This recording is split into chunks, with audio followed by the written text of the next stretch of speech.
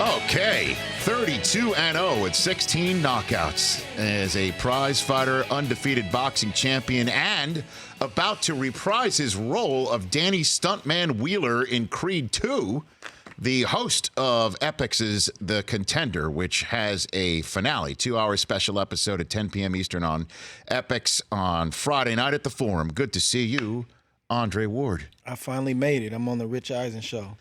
I'm happy. All those belts, the titles, Creed, acting with Michael B. Jordan. That's the sporting world. Like, I'm in a different space now. The broadcasting, analyst work. To be here, being in that space, I've made it. Really? I will take that. So are you saying you're a contender for this seat? I wouldn't say that. Okay. You're a wily veteran. I mean, well, you've got a puncher's chance right now, Andre. I'm just saying. I'm just learning and taking notes. Let's put it like that. How are you enjoying it? I'm loving it. I miss the sport. I'll get that out the way. I miss it. I mean, you get in the ring. I mean, is that part of what you like about this? I mean, you get in a little bit? Or not really. Like, that wasn't the plan. Okay. That was not the plan. I did not bring, like, workout stuff and, like, but Freddie Roach, he's so unassuming.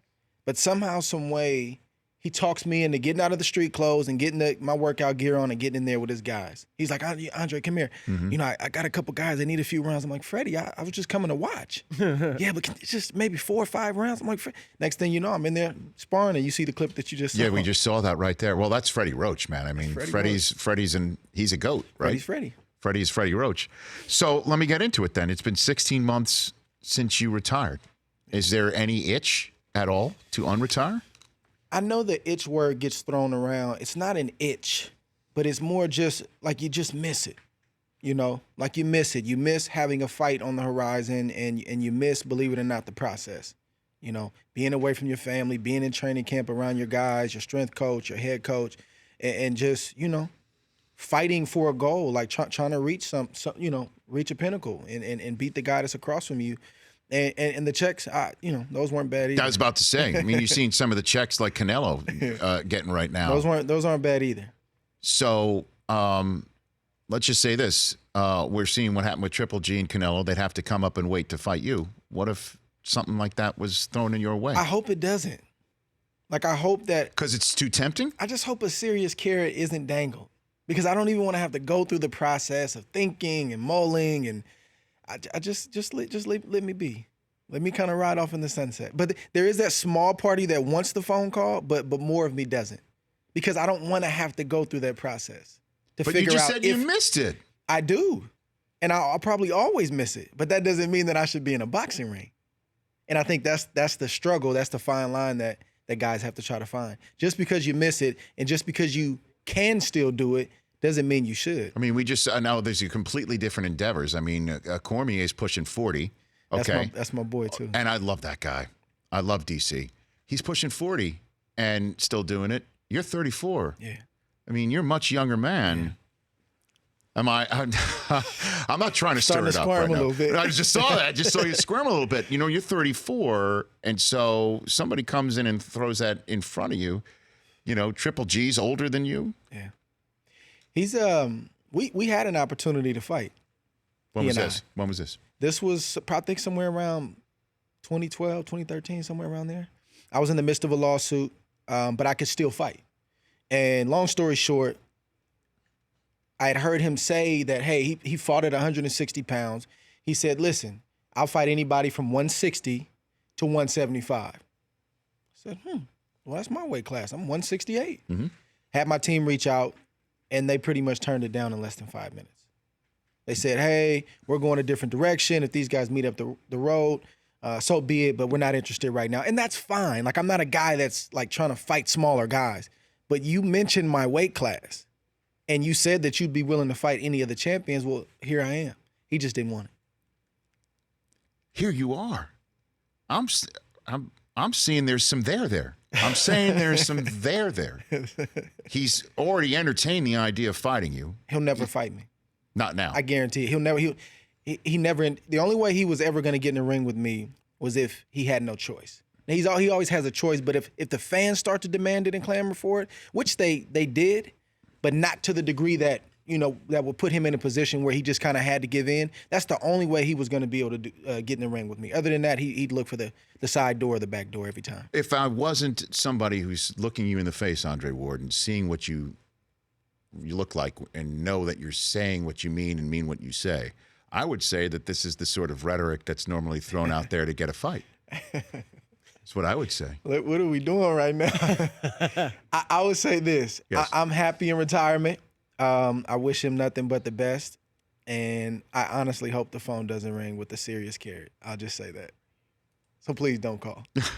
In the meantime, let's talk about Brandon Adams versus Shane Mosley Yes. Jr., which is the finale of the Contender on Epix. Yes. Coming up Friday at the Forum, 10 p.m. Eastern Time, 2-hour special episode streaming live on Twitter and Epix.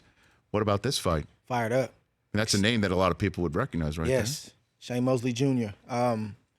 Shane Mosley, believe it or not, with the name, was still bit of an oddball. His career's kind of been up and down up until this point. He's always had the talent, ability, skill. He comes from great seed. Obviously, his father's a legend, Shane Mosley Sr., but he never put it all together at the right time. So nobody knew how he was gonna fare on the show. He showed himself very, very well. He showed that he had the ability, which we all knew, but he showed the mental capacity. And Nazeem Richardson, the other legendary trainer that was a part of this show, had a lot to do with that because he stayed on Shane and he knows how to push those certain buttons. He knows how to motivate him. And when the guys in the house started to pick on Shane, or at least tried to pick on Shane and tried to bait Shane, Nazeem was always, in earshot, say, hey, man, he called him Soldier. Soldier, don't get involved with that. Stay focused. You're here to do this. You're here to do that. And Shane responded, very, very well. And that's why he's in the finals. Is he Mini Sugar? Is he Sugar Junior? What does he like to call himself? Splenda? I think Nazeem calls him Sugar and Spice or something like that. Okay. Yeah. And he likes to call himself Sugar Man. Okay. That's Shane's name for himself, to basically say, yes, I'm a part of my dad's legacy, but I'm a man now. So Sugar Man. NutraSweet? Or NutraSweet will work. Listen, if you can fight, you can call yourself whatever you want to call yourself. No, I'm only saying these things because he's not in the room. Brandon Adams versus Shane Mosley Jr., the finale on the Contender on Epix, again, Friday night at the Forum. Good stuff. 10 p.m. Eastern on Epix. Retiring undefeated. What does that mean to a fighter? Obviously, Floyd's undefeated. He's still at it seems. But I don't is know. Floyd really, is he really retired? Like, what? I don't know what's going on. I don't know what's going on. What do you either. think's going on? I don't know. Money. I think money's going Carrots? on. Yes, big carrots.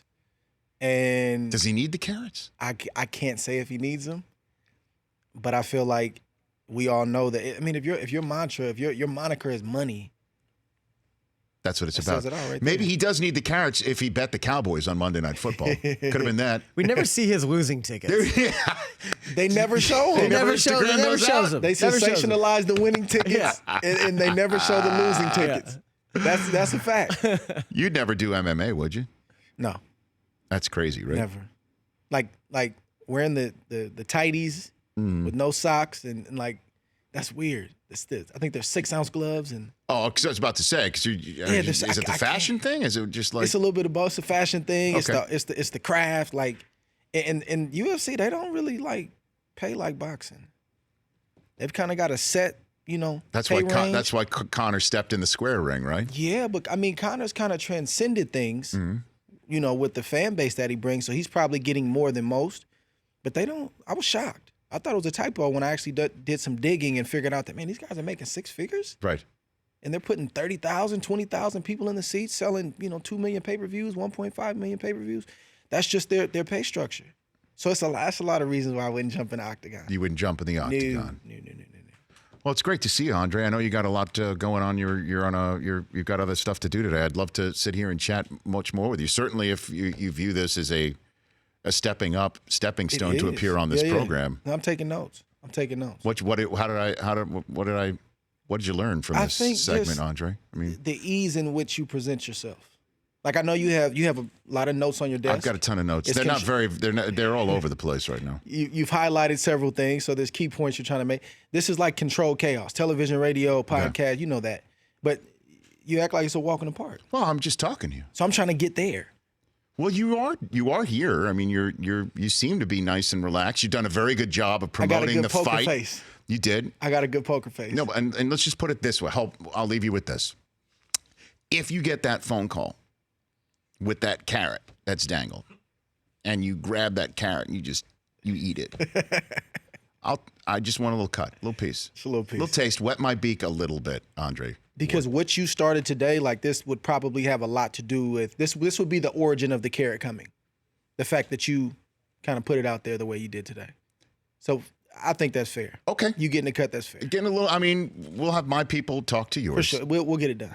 Okay. But it's a big if. Okay. Well, if you come back down from the Bay Area, right? Yeah, Northern Northern California. You get out of your Warriors bubble up there. Come back down here. Let's chat some more. I would love it. Okay, that would be great. And then the big if. I can't wait. And by the way, Creed 2. Congratulations on that. I'm excited about it.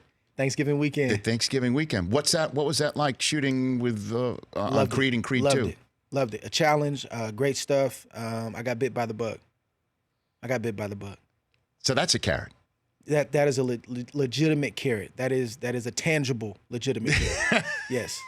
I'm excited about Creed. I'm excited about hopefully doing more acting in the future. Okay.